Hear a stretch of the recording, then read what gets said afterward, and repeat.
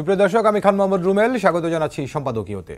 দলীয় সিদ্ধান্ত অমান্য করে যেসব নেতা উপজেলা নির্বাচনে মনোনয়নপত্র প্রত্যাহার করেননি তাদের কারণ দর্শানোর নোটিশ দিচ্ছে বিএনপি। স্থানীয় নির্বাচনে অংশ নেওয়ার এরই মধ্যে বহিষ্কার করা হয়েছে 5 জনকে। আওয়ামী লীগ সাধারণ সম্পাদক বলছেন, নির্বাচনে মন্ত্রী এমপির স্বজনদের মধ্যে যারা প্রার্থিতা প্রত্যাহার করেননি তাদের বিষয়ে সময় মতো ব্যবস্থা নেওয়া হবে। প্রতীক বরাদ্দ পেয়ে মাঠে প্রার্থীরা।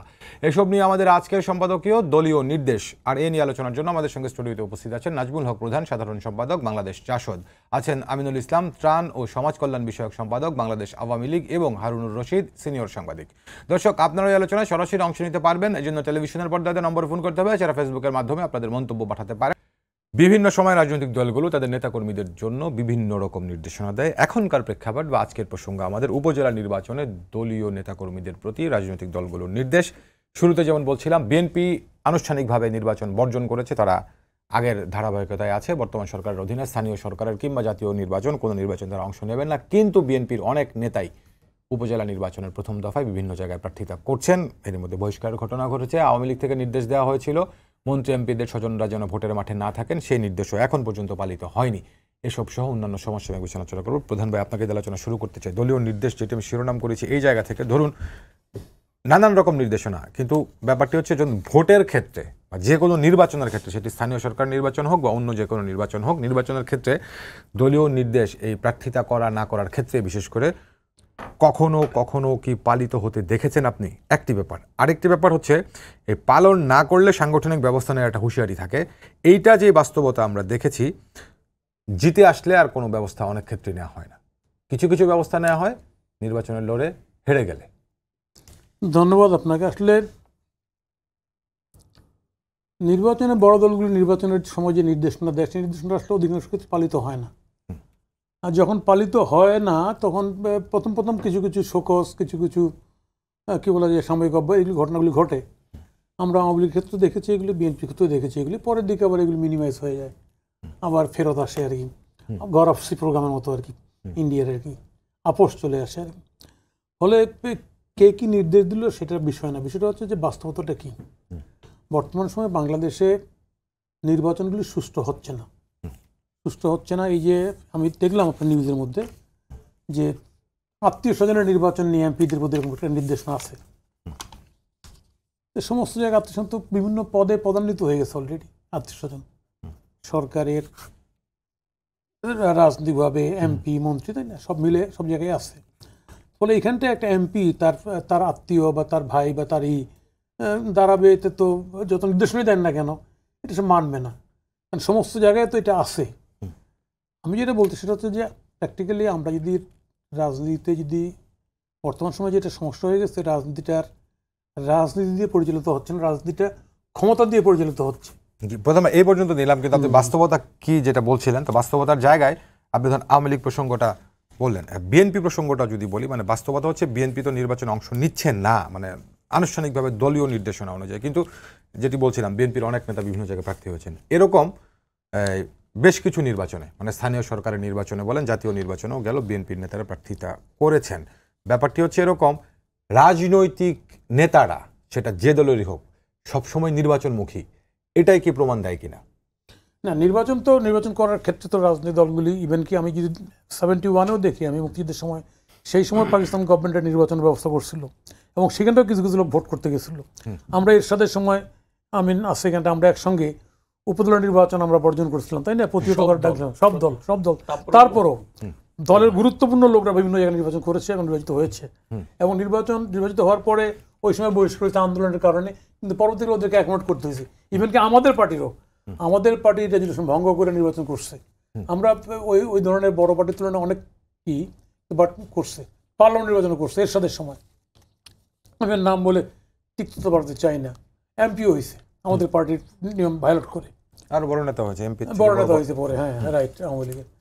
আমি সেটা বলতে চাচ্ছি যে নির্বাচনের সময় বাংলাদেশের নির্বাচনে একটা আসলে সবাই রাজনীতি করে তো নির্বাচন করবো, আমি এমপি হব, উপজেলা চেয়ারম্যান হবো, জেলা পরিষদ হবো, এগুলি তো এখন হয়েছে এগুলি। আগে মেম্বার চেয়ারম্যানও ছিল। ফলে এই জায়গায় সব মানুষের আগ্রহ থাকে আমি ভোটটা করবো। দুর্ভাগ্যের বিষয় হচ্ছে যে বাংলাদেশে বিগত সময় ধরে আর কি ভোটের স্বাভাবিক নিয়মটা ব্যাহত হচ্ছে দেখেই এখানটায় আসতেছে কিছু আপনার নিষেধাজ্ঞার রাজনৈতিক দলগুলো থেকে, পরে এটা মান্য করা হচ্ছে না। যেমন ধরেন আমি যদি বলি, মার্কার বাইরে নির্বাচন করলে সে বহিষ্কার হবে পার্লামেন্ট, এটা ভেরি ন্যাচারাল। আমার দলীয় মার্ক প্রতীকের বাইরে কেন ভোট করবে? এটা দলীয় ভোট, দলীয় সরকার, দলীয় একটা পার্টি যে মেজরিটি পাবে সে সরকার গঠন করবে, দলীয় ভোট। এবার যেমন আওয়ামী লীগ দলীয় মনোনয়ন দিয়ে আবার নির্দলীয় অ্যালাউ করে দিল, তাহলে দলগত মনোনয়ন দিলেন কেন? গোটাটা অ্যালাউ করে দিতেন। আমার কথাটা হচ্ছে সমস্ত অ্যালাউ করে দিতেন, যে ভালো লোকগুলি নির্বাচিত হয়ে আসতো। মার্কা দিয়ে যেখানটা নির্বাচন করতে পারলেন না, যে হেরে গেল না, সেখানটা সেই লোক আবার পরে পার্লামেন্টে আবার এমপি হলো, বিশেষ বিবেচনা বা মহিলা কোটা, আমি দেখছি এটা। তাহলে মার্কা দিলেন কেন? মানে এই যে বৈপরীত্য, রাজনীতিতে যে বৈপরীত্য, এটা ইদানিং শুরু হয়েছে, এটা আগে ছিল না। এটা ক্ষতির দিক মনে করি আমি। আমিন ভাই, আপনার কাছে বিষয়টা আমি এভাবে করে জানতে চাই, ধরুন এই যে আওয়ামী লীগ একটা সাংগঠনিক নির্দেশনা দিয়েছে দলীয় যে এমপি মন্ত্রীর স্বজনটা প্রার্থিতা যেন না করেন, তো এখন ব্যাপারটা হচ্ছে কথাটার স্পিরিটটা আমি বুঝতে পেরেছি। প্রধান ভাই একভাবে করে বলছেন, আপনারা হয়তো অন্যরকম একটা স্পিরিট থেকে দিয়েছেন, এটি একদিকে। আবার আরেক দিকে ব্যাপারটি হচ্ছে, ধরুন না, হ্যাঁ, কোন স্পিরিট থেকে আপনারা হয়তো মন্ত্রী এমপিরা প্রভাব বিস্তার করতে পারেন তার স্বজনের পক্ষে, হয়তো একটা ব্যাপার হচ্ছে সবাই কি মানে নেতা তো অনেক আছেন, এক পরিবারে কিংবা একটা সার্কেলের মধ্যেই কি সবাই দলীয় মানে জনপ্রতিনিধি হবে নাকি ইত্যাদি বিষয় আসে, এটা যেরকম আছে, পাশাপাশি এই প্রশ্নটা তো আছে, অনেকেই তো আছেন ফ্যামিলিতে হয়তো একজন এমপি হয়েছেন কিংবা মন্ত্রী হয়েছেন, কিন্তু অন্য একজন দীর্ঘদিনের পরীক্ষিত আওয়ামী লীগ কর্মী, আওয়ামী লীগ নেতা। তো এই নির্দেশনা মানে সব জায়গায় এরকম না, কোথাও কোথাও তো থাকতে পারেন। তো ঢালাওভাবে যখন এই নির্দেশনাটা আসে সাংগঠনিকভাবে, তখন আবার কিছু পরীক্ষিত কর্মীর জন্য সেটি বাধা হয়ে দাঁড়ায় কিনা, তাকে আপনি ধন্যবাদ নিরুৎসাহিত করছেন রুমেল, কিনা? আপনাকে শুভেচ্ছা দুর্ভিজ্ঞ আলোচক এবং সম্মানিত দর্শকদেরকে।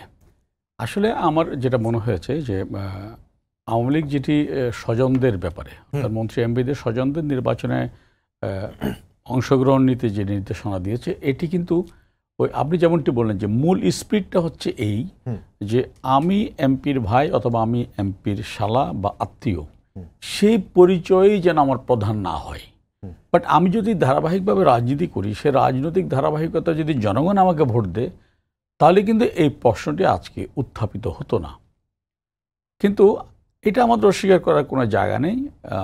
প্রতিদিনকার আমাদের সামাজিক যে অবক্ষয়, রাজনীতি আমরা যারা করি, আমরা কিন্তু এর বাইরের কেউ না, আমরা সবাই গ্রহের মানুষ, আমরা প্রতিদিন তাতে আক্রান্ত হচ্ছি। এগুলো হচ্ছে সেই আক্রান্তের ধারাবাহিকতার একটা বহিঃপ্রকাশ। তারপরেও যেহেতু আওয়ামী লীগ একটা দায়িত্বশীল রাজনৈতিক দল, আমরা বাংলাদেশের অনেক কিছু ভালোর সাথে আমাদের সম্পৃক্ততা শুধু আছে তা নয়, আমরা নেতৃত্ব দিয়েছি। সেই জায়গা থেকে আমরা মনে করেছি এই প্রবণতাটা বন্ধ করা দরকার। আজকে আওয়ামী লীগের নেতা বা যারা এই কাজগুলো করতে চাচ্ছেন, রাজনীতিটাকে পারিবারিক উত্তরাধিকার বানাতে চাচ্ছেন, তাদের কাছে আমার একটা বিনীত প্রশ্ন, এনে প্রধান হয়ে আছেন হারুন বিদগ্ধ একজন সাংবাদিক, যে আমরা সবাই অলমোস্ট বলি যে বেগম মুজিবের মতো একজন মহিষী নারী না হলে বঙ্গবন্ধু হতেন কিনা, জাতির হতো কিনা, এটা $1 ট্রিলিয়ন একটা কোশ্চেন। তার এমন অবদান ছিল। কই, তিনি তো স্বাধীনতার পরে বঙ্গবন্ধুকে বলেনি যে আমাকে মহিলা আওয়ামী লীগের প্রেসিডেন্ট করো। অথবা আমি দেখিনি, নাজমুল বিশ্ব দেখেছেন রুম শেখ কামাল, উনি তো ছাত্রলীগের সব কিছুতে ছিলেন, উনি তো ছাত্রলীগের প্রেসিডেন্ট হতে চান নাই। অথবা আজকের প্রধানমন্ত্রী বঙ্গবন্ধু কন্যা শেখ হাসিনা, তিনি নিজে বলেছিলেন যে আমি তখন ইডেন কলেজের ভিপি ছিলাম, আমি সেদিন মিছিল নিয়ে এসে 7ই মার্চে সরওয়ার্দী উদ্যানের মাটিতে বসে বঙ্গবন্ধুর বক্তৃতা শুনেছিলাম। তিনি তো বঙ্গবন্ধুর কন্যা হিসেবে ইডেন কলেজের ভিপি হিসেবে মঞ্চে যেতে পারতেন, তিনি তো যাননি। তা বলে কি তার নেতৃত্ব দেওয়ার ক্ষেত্রে, মানুষের কাছে গ্রহণযোগ্যতা পাওয়ার ক্ষেত্রে কোনো প্রতিবন্ধকতা তৈরি হয়েছে? বরঞ্চ তারা আরও বেশি গ্রহণযোগ্যতা পেয়েছে। তো আজকে যারা আমরা আওয়ামী লীগের নেতা কর্মী, আমরা মনে করি আমাদের এই জিনিসগুলো, এই দৃষ্টান্তগুলো আমাদের ফলো করা দরকার। হ্যাঁ, আমার সন্তানকে যদি মানুষ চায়, অথবা একজন এমপি সন্তানকে মানুষ যদি চায়, সে হোক না লিডার, কেউ বাধা করছে না তো। কিন্তু যখনই তারা সেখানে মানে সুবিধা চায়, তখনই কিন্তু এই প্রশ্নটা তৈরি হয়। তো এই জায়গায় দাঁড়িয়ে আওয়ামী লীগ একটি অত্যন্ত দায়িত্বশীল কাজ করছে যে এই প্রবণতাটা বন্ধ করা দরকার, কাউকে না কাউকে বন্ধ করতে হবে। এটা হচ্ছে আমাদের মেসেজ। এখন ধরুন যেটা আপনি বলছিলেন যে নির্দেশ মানা না মানা, আসলে আমাদের রাজনৈতিক ফেনামেননটা কি, আমাদের বাস্তবতাটা কি? আওয়ামী লীগ বলেন, বিএনপি বলেন, একেবারে মানে ক্যাডার ভিত্তিক অর্গানাইজেশন ছাড়া আমরা হলাম একটা মাল্টি ক্লাস অর্গানাইজেশন। এখানে কিন্তু মানুষের আলটিমেট চরিত্রটা এরকম। এটা আজকে থেকে না, প্রধানমন্ত্রী যেটি বললেন যে 84 জন এরশাদ উপজেলা নির্বাচন দিয়েছিল, তখন থেকে কিন্তু আমাদের সর্বাত্মক প্রতিরোধের ব্যবস্থা হচ্ছিল সব রাজনৈতিক দল, এবং জাতীয় পার্টি তখন কিন্তু আতুর ঘরে। কিন্তু মানুষের নির্বাচনমুখী প্রবণতা, কারণ একজন মানুষ কেন রাজনীতি করে, রাজনীতির অনেকগুলো ব্যাখ্যা আছে, কিন্তু মানুষ মনে করে কি আমি যদি মানুষের পাশে না দাঁড়াই, আমার হাতে যদি কিছু ক্ষমতা না থাকে, মানুষের পাশে আমি কি নিয়ে দাঁড়াবো? তাহলে আমি যদি একটা ইউপি মেম্বার হতে পারি অথবা চেয়ারম্যান হতে পারি, সবাই যে চুরি করার জন্য হচ্ছে তা না। বেশিরভাগ মানুষের মেন্টালিটি থাকে আমি আমার জায়গা থেকে আমি আমার মানুষের জন্য কিছু করব, তাহলে তাদের একটা পজিশন দরকার। এই পজিশন এবং একটা নির্বাচনকে ঘিরে কিন্তু একজন মানুষের ব্যক্তি ইমেজ যেমন তৈরি হয়, একটি সংগঠনে কিন্তু ব্যাপ্তি লাভ করে, এটা কিন্তু ইউনিভার্সাল ট্রুথ। তো সেই জায়গা থেকে কিন্তু অনেক ইলেকশন করে এবং সেখানে দল সিদ্ধান্ত না মানলে অবশ্যই তাদের বিরুদ্ধে সাংগঠনিক ব্যবস্থা গ্রহণ করে। আবার ফাইনালি এটাও মাথায় রাখতে হবে, এখন আমি দল সিদ্ধান্ত মানলাম না, দল আমাকে 1 বছর 2 বছর বা 5 বছরের জন্য সাসপেন্ড করলো, এর বেশি তো কিছু করার নেই। আমাকে তো ফাঁসি দেওয়ার কোনো সিস্টেম নাই।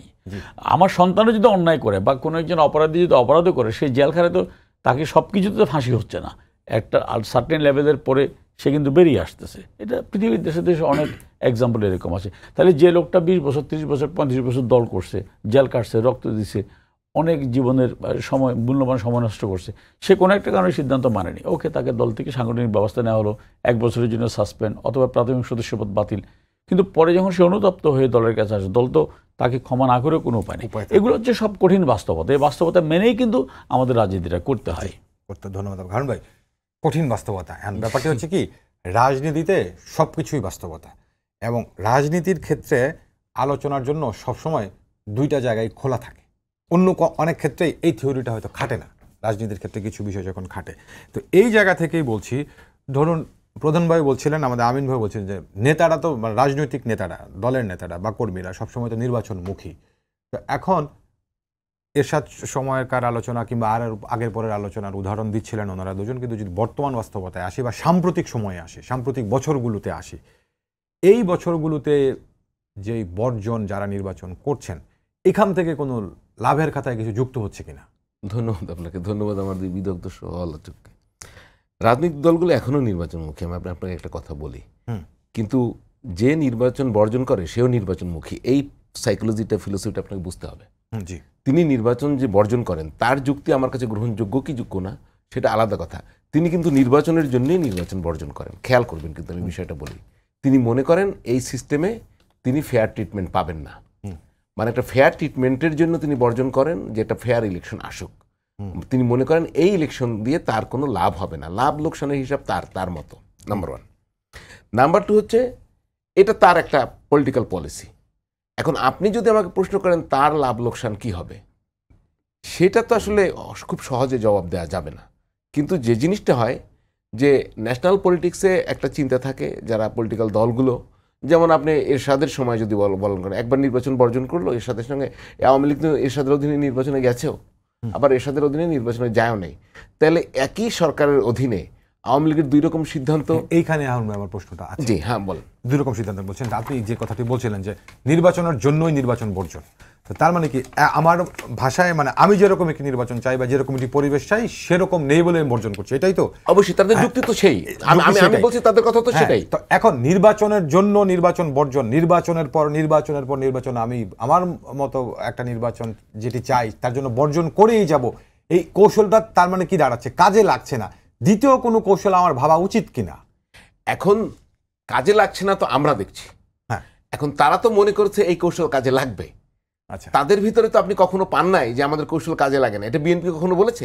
আনুষ্ঠানিকভাবে বলেনি। আনুষ্ঠানিকভাবে বলে নাই। এখন সে যেটা আনুষ্ঠানিকভাবে বলে নাই সেটা তো বিএনপির মুখে আমি বসায় দিতে পারবো না। কিন্তু আমি যেটা বলতে পারি সেটা হচ্ছে যে তৃণমূলে যেটা হয়, আপনি উপজেলা নির্বাচন থেকেই দেখেন, সেখানে কিন্তু বিএনপির অনেক প্রার্থী রয়েছেন এবং তারা কিন্তু এখন তাদেরও ব্যাখ্যা আছে। আমি নরসিংদীর বিএনপির যিনি সাংগঠনিক সম্পাদক, আর নরসিংদীর আপনার জেলা বিএনপির, উনি কিন্তু আপনার ইলেকশনে, আমি জানি না সে কিন্তু আছেন কিনা, ওনার সাথে আমার কথা হয়েছিল। উনি বললেন আমার আর কোনো ফেরার পথ নেই, আমার ইলেকশন করতে হবে। আমি দল যদি বহিষ্কার করে, দল তো করতেই পারে, আমি তো শৃঙ্খলা ভঙ্গ করছি, কিন্তু আমি আর মানুষের কাছ থেকে দূরে থাকতে পারবো না। আমি তো দূরে থাকা মানে কি, উনি বললেন যে আমি যদি ইলেকশন করি, আমার যদি পপুলারিটি থাকে, মানুষের সঙ্গে কাজ করতে পারবো। ন্যাশনাল পলিটিক্স এবং এই লোকাল পলিটিক্স, অর্থাৎ আমাদের তৃণমূলের পলিটিক্স যেটা স্থানীয় সরকার, এর মধ্যে একটা গুণগত পার্থক্য আছে। এর মাধ্যমে সরকারের পরিবর্তন হয় না। এবং এটা হয় কি, নেতাকর্মীরা চাঙ্গা হয়, তারা ইলেকশন করে, তারা বাইরে চলে আসে। কিন্তু যে প্রশ্নটি আমি বারবারই করতে চাই, যে আপনি ধরেন আমি ওইখান থেকে যদি এখানে আসেন, এই যে ধরেন আওয়ামী লীগের এমপি, মন্ত্রী এদের আত্মীয় স্বজনকে নির্বাচনে না দাঁড়াইতে একদম সর্বোচ্চ পর্যায় থেকে না করা হয়েছে। আমি তো এটা সমর্থন করি না। তাহলে এই প্রক্রিয়ায় কোথাও একটু প্রবলেম ক্রিয়েট হয়েছে।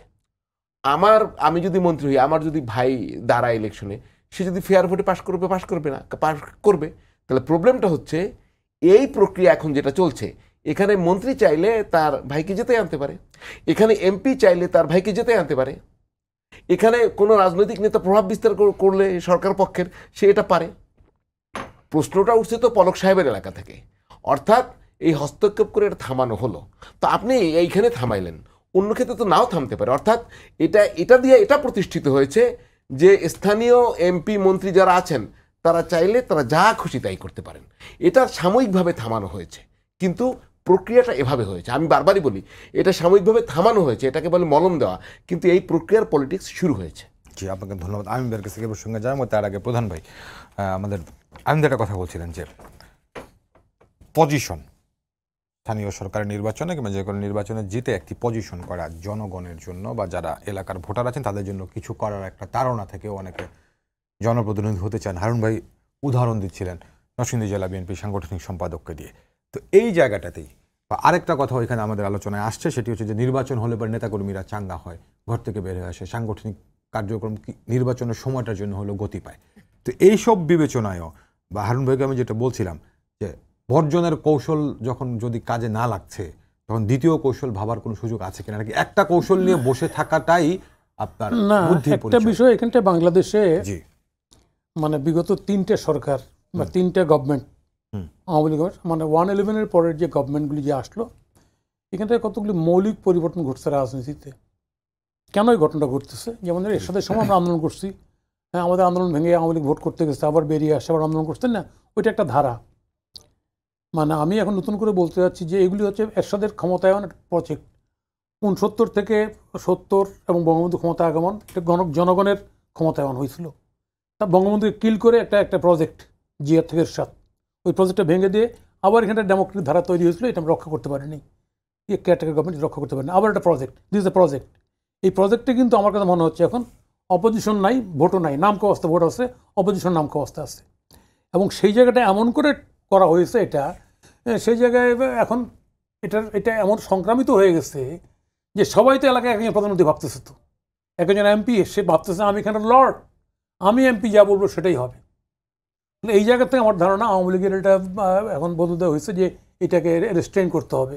কিন্তু ওই যে আত্মীয়তা, এটার ব্যাড ইফেক্ট আমি বলি, এটা কংগ্রেস খুব ভালো করে আমাদের প্রতিবেশী দেশে অনুধাবন করতে পারছে। রাজীব গান্ধী বারবার তার ছেলে রাহুল দায়িত্ব নিতে চাচ্ছিল না, কারণ দেখা গেছে যে বংশ পরম্পরা কংগ্রেসের নেতারা, তার ছেলে তার নাতি তাই না, ওরাই বাকি যারা রাজনীতি তাদের তো একটা কোথায় যাবে।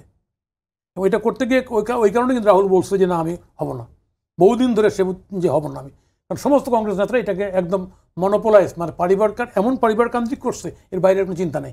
এখানটাও দেখবেন আপনি আওয়ামী লীগের মনোনয়ন দেওয়ার ক্ষেত্রে আপনার হাজব্যান্ড মারা গেছে আর ওয়াইফ কনভেনশন দিয়ে দিচ্ছে।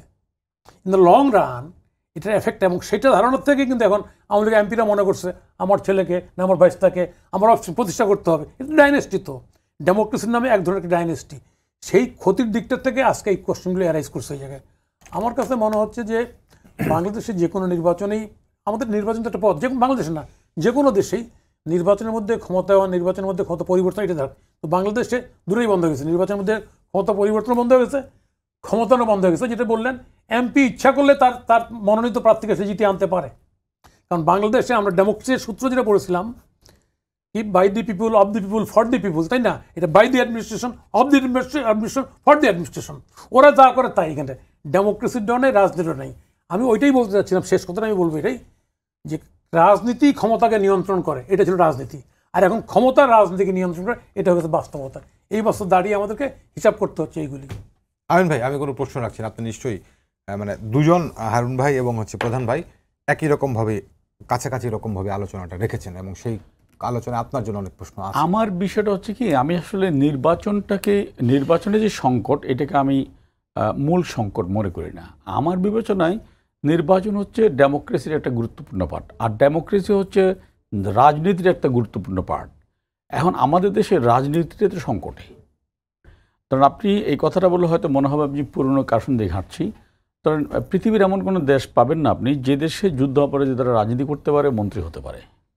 অথবা যুদ্ধাপরাধীর বিচার শুরু হলে এটা যুদ্ধাপরাধীর বিচারের নামে সরকার বিরোধী দলকে হত্যার চেষ্টা করছে এই কথা বলতে পারে।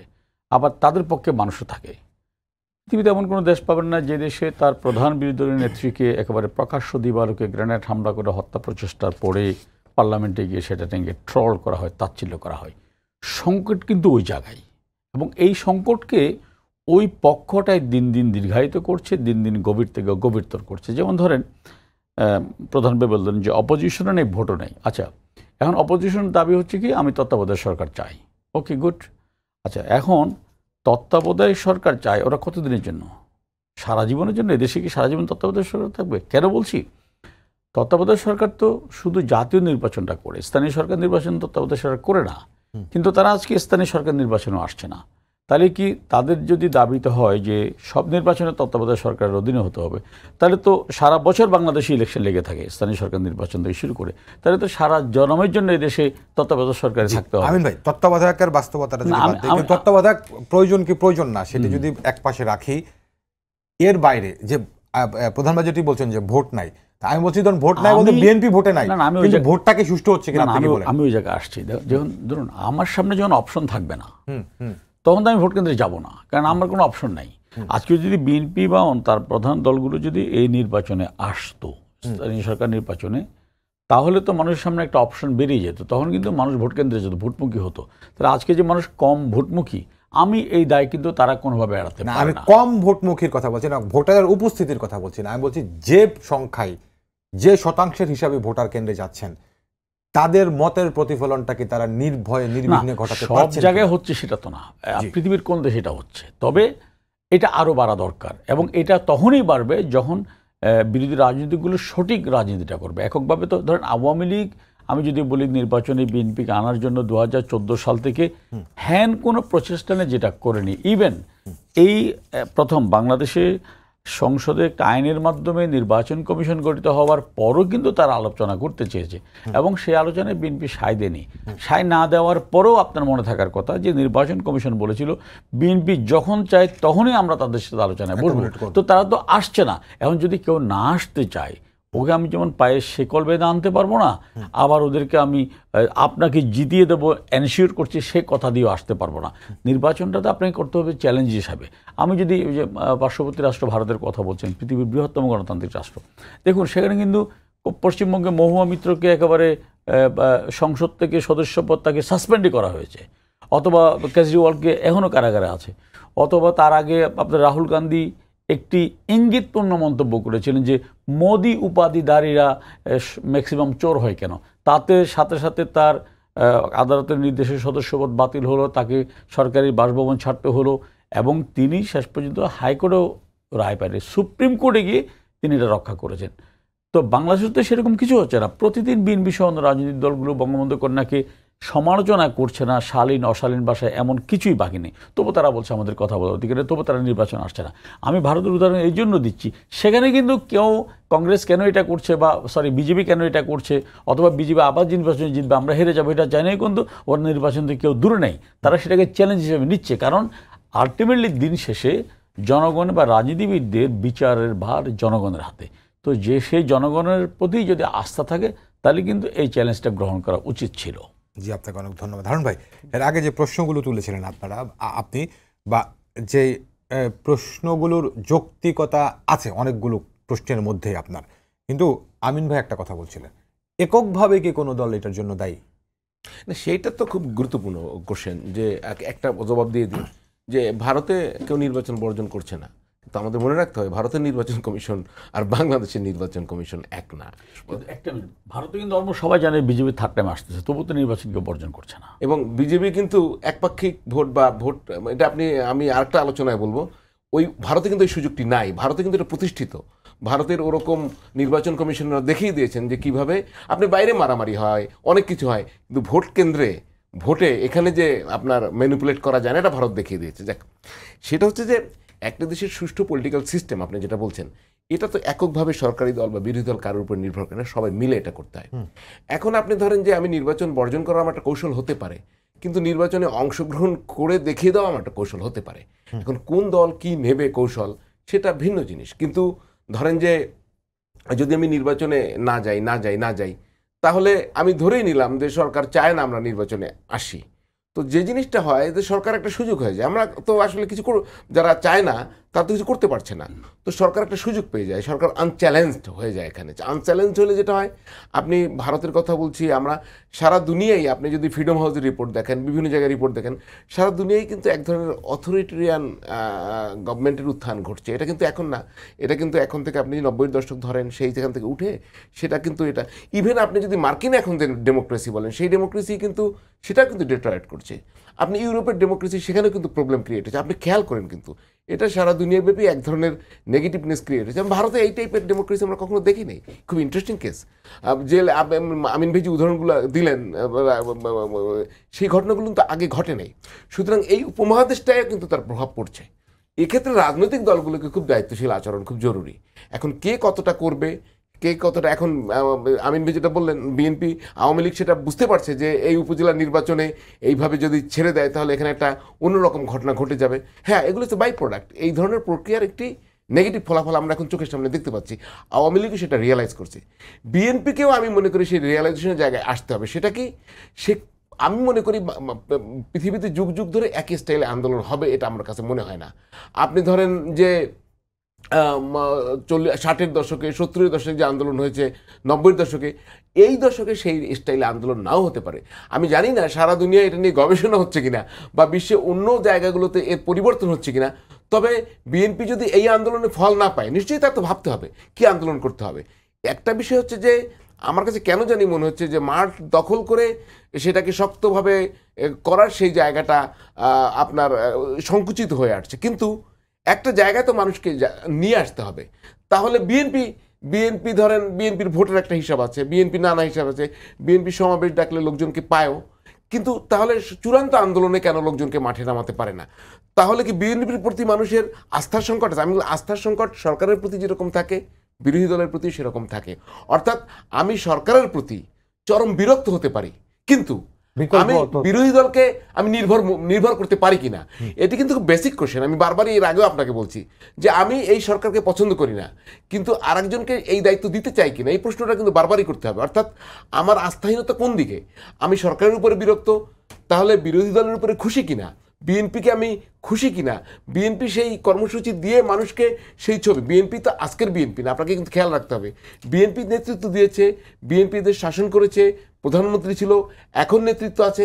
সুতরাং মানুষ একটা জায়গায় কিন্তু এটা কম্পেয়ার করে যে আমি তো নতুন কিছু দেখছি, আমি কি এটা গড়ও দেখছি যে এটা কি নতুন কোনো গড়ও এসছে, অর্থাৎ আমার নেতৃত্ব কিন্তু পুরনো। সুতরাং এই আস্থার জায়গাটা বিএনপি অর্জন করতে পারছে কিনা, সেটিও কিন্তু বড় প্রশ্ন। জি, আপনাকে অনেক ধন্যবাদ।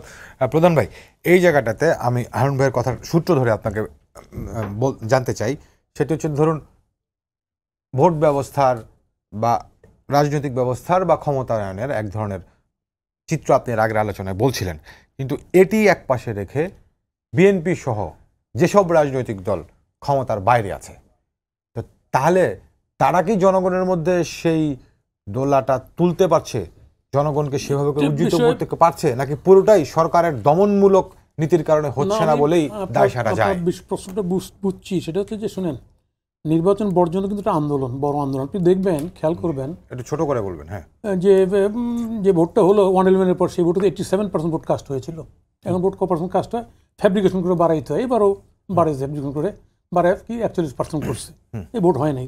দ্বিতীয় কথা হচ্ছে ভারতের রাজনৈতিক দল কেন ভোট করতে চায়, কারণ কংগ্রেস ওখানটা এটা প্রতিষ্ঠিত করতে পারছে যে নির্বাচনের মধ্যে ভারতে সরকার পরিবর্তন হয়। কংগ্রেস একাত্তরে বহুদিন ছিল, নেহরু ছিল 16 বছর, তার মেয়ে ছিল, ইন্দিরা গান্ধী ছিল, তাই না? এবং ইন্দিরা গান্ধী ক্ষমতার মধ্যে ক্ষমতা ছেড়ে দিয়ে হয়েছে। দুর্ভাগ্য বাংলাদেশ এখানটায় 111-এর আগে শুধুমাত্র ক্যাটাগরি গভর্নমেন্টের মধ্য দিয়ে এরকম ক্ষমতা পরিবর্তন হয়েছিল, এরপর আর হয়নি। আওয়ামী লীগ এই দেশের জনক, বঙ্গবন্ধু তার নেতা, আমাদের জাতির পিতা, উনিও দেশ স্বাধীনের উপর নির্বাচনের প্রক্রিয়া স্বচ্ছ করতে পারেন নাই, এবং ওনাকেও 73-এর নির্বাচনে অসংখ্য কালিমা ওনার উপর আসে কিন্তু। এবং এরপরে 75-এ ওনাকে মৃত্যুর আগে একদল তখন ছিল। তার মানে জনমনে এই প্রশ্নটা ছিল যে নির্বাচনের মধ্যে সরকার ধারাটাকে চিরতরে শেষ হয়ে গেল। এখনও বর্তমান সরকার প্রধান বঙ্গবন্ধু কন্যা শেখ হাসিনার কাছে এই অভিযোগটা মানুষরা আছে যে আসলে কি নির্বাচন পরিবর্তন হবে, ফলে এখানে রাজনৈতিক দল নির্বাচনে অংশগ্রহণ করার কোনো যৌক্তিকতা খুঁজে পায় না। আমিও পার্সোনালি পাই না, এর বাস্তবতার দিক। আমিন ভাই। না, এটা তো আপনার রাজনৈতিক দলগুলোকে তো মানুষের কাছে যেতে হবে, এর তো কোনো বিকল্প নেই। এবং যেটা বললেন যে ৭৫-এর কথা বললেন বা পরবর্তী সময়ের কথা বললাম, আমি কিন্তু আগেই বলেছি সংকটটা রাজনীতি যদি আমরা ঠিক করতে পারি তাহলে কিন্তু নির্বাচনগুলো ঠিক হয়ে যাবে। আজকে বিএনপি যেটা বলছে ক্ষমতা ধরে রাখার চেষ্টা, দেখুন যদি ২০০১ সালে বিএনপি আর ক্ষমতা আসার পরে ২০০৬ যদি তারা ক্ষমতাকে কুক্ষিগত করে রাখার জন্য আপনার তত্ত্বাবধায়ক সরকার ব্যবস্থাকে যদি চরমভাবে বিতর্কিত না করতো, তাহলে তো আজকে ধারা থাকতো না। তাহলে এই দায় কি তারা নিচ্ছে? যাদের কাছে কি তারা বলছে যে এটা আমাদের ভুল ছিল? তারা সেটা স্বীকার করছে না। সুতরাং আমি মনে করি এখানে এককভাবে আওয়ামী লীগকে যেমন দায়ী করার কোনো কিছু নেই, বরং আওয়ামী লীগ অনেক দায়িত্বশীল ভূমিকা পালন করেছে বারবার। আপনার নিশ্চয় মনে আছে ২০১৪ সালে বেগম জিয়া যখন বলেছিলেন যে ২৪ ঘন্টার মধ্যে আলোচনার প্রস্তাব না দিলে রোববার থেকে হরতাল, সেখানে মাননীয় প্রধানমন্ত্রী ১৬ ঘন্টার মাথায় ওনাকে ফোন করেছিলেন এবং উনি কোনো রেসপন্স করেনি। তারপর সেকেন্ড টাইম আবার ফোন করেছিলেন। তাহলে এখন সব দায়িত্ব নিশ্চয় বাংলাদেশের আওয়ামী লীগের না, তারাও তো ক্ষমতা ছিল, তাদের কি দায়? তাদের তো কিছু দায়, সেটাও জনগণকে বুঝতে হবে এবং তাদেরকে সেটাই রিয়ালাইজ করতে হবে। এবং সে নির্বাচনে মনে আছে আপনাদের যে মাননীয় প্রধানমন্ত্রীকে বেগম জিয়া বলেছিলেন যে আপনি তত্ত্বাবধায়ক সরকার নিয়ে আলোচনা করবেন কিনা, উনি বলেছিলেন সব বিষয় নিয়ে আলোচনা করবো, আসেন। এবং পরে এমনও হয়েছিল যে সংস্থাপন, স্বরাষ্ট্র মন্ত্রণালয় সহ 4টি মন্ত্রণালয়ে তাদেরকে দেওয়ার কথা ছিল। কিন্তু আসলে এখন বিএনপি যদি মনে করে যে আমি এমন একটি নির্বাচন ব্যবস্থা চাই যে নির্বাচন ব্যবস্থা আমার ক্ষমতা আরোহণকে এনশিওর করবে, তাহলে সেটা তো কোনো রাজনৈতিক দল করবে না।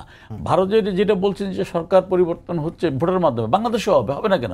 যদি মানুষ সে অর্থে নেমে আসে। আপনি পাকিস্তানের দিকে তাকান, যদিও আমি পাকিস্তানকে দৃষ্টান্ত হিসেবে আনতে চাই না, সেখানে তো ইমরান খান যেন নির্বাচনে অংশ নিতে না পারে সেখানে তাকে গ্রেপ্তার করা হলো, তাকে একটা মামলায় 24 বছরের সাজা দেওয়া হলো, তার স্ত্রীকে সাজা দেওয়া হলো, নিবন্ধন বাতিল করা হলো, প্রতীক বাতিল করা হলো। তারপরে তার সমর্থক যখন ইলেকশনে করলো তখন তার 11 জন সমর্থকের প্রার্থিতা বাতিল করা হলো। তারপরে যখন দেখলো যে তার সমর্থকদের বিজয় ঠেকানো যাচ্ছে না, তখন 27 ঘন্টা নির্বাচনী ফলাফল ঘোষণা বন্ধ করা হলো। তো এটাই তো জনগণের ম্যান্ডেট নেওয়ার একমাত্র মাধ্যম। তো বাংলাদেশি বিএনপি অন্যরা কি করতেছে? জি, আপনাকে ধন্যবাদ। বাংলাদেশে তো পাকিস্তানের মতো আওয়ামী লীগের সরকার ওই ধরনের কোনো পদক্ষেপে নেয় নাই। জি, ধন্যবাদ। হারুন ভাই কি বলবেন আপনি শেষ কথা? যে ওটাই প্রধান ভাই যেরকম বলতে যে নির্বাচনে অংশ না নেওয়া একটা আন্দোলন, আমি এটা মনে করি আন্দোলন, কিন্তু নির্বাচনে অংশ নেওয়াও একটা আন্দোলন।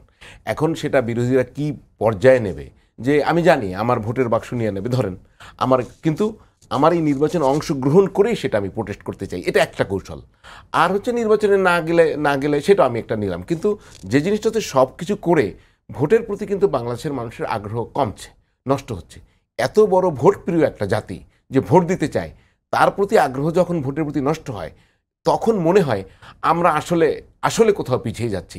সেইটা দায় সরকারকেও নিতে হবে, সেই দায় বিরোধী দলকেও নিতে হবে। জি, প্রধান ভাই 30 সেকেন্ড যদি শেষ কিছু বলতে চান আপনি। বিষয় হচ্ছে যে আমাদের আসলে দেশটা অনেকদিন হয়ে গেছে, আমাদের সবারই এখন একটা সরকারি দল বিরোধী সবার দায়িত্ব আচরণ করা উচিত নির্বাচনের ক্ষেত্রে, সরকার পরিবর্তনের ক্ষেত্রে। আমার অহমিকা এখানটায়, তাই না, যে আমি এখানটায় আমি সর্বা অথবা আমি দেশ কোথায় গেলাম আমি গেলাম না। রাজনীতি যারা করি সবারই দেশটার কনসার্ন হওয়া উচিত। আসলে কিন্তু আমরা সংকটের মধ্যে আছি, মনে করি আমি উত্তরণের জন্য সবাইকে একটা কমন রাস্তায় আসা উচিত মনে করি। আমি মনে করি বিএনপি বা আওয়ামী বিরোধী জোটের উপলব্ধি করতে হবে যে মানুষকে যেন তারা জিম্মি না করে, অর্থাৎ মানুষের সামনে যদি অপশন খুলে দেয়, মানুষ যদি তাদের দাবির প্রতি সমর্থন জানায়, অতীতে প্রত্যেকবারই মানুষের বিজয় হয়েছে, তাদের বিজয় হবেই এবং তাদের এই নির্বাচনগুলোতে আসা উচিত। কারণ বাংলাদেশে কখনোই সারা জীবন সমস্ত তত্ত্বাবধায়ক সরকার দ্বারা রাষ্ট্র পরিচালিত হওয়ার সুযোগ বাংলাদেশের নয়, পৃথিবীর কোথাও নেই। তো নির্বাচন তো সারা বছর লেগে থাকে। জি, আপনাদের তিনজনকে অনেক ধন্যবাদ সময় দেওয়ার জন্য। সবাইকে ধন্যবাদ জানিয়ে শেষ করছি আজকের সম্পাদকীয়। আগামীকাল আবারও দেখা হবে রাত 10টায়। দেখার আমন্ত্রণ রইল। শুভরাত্রি।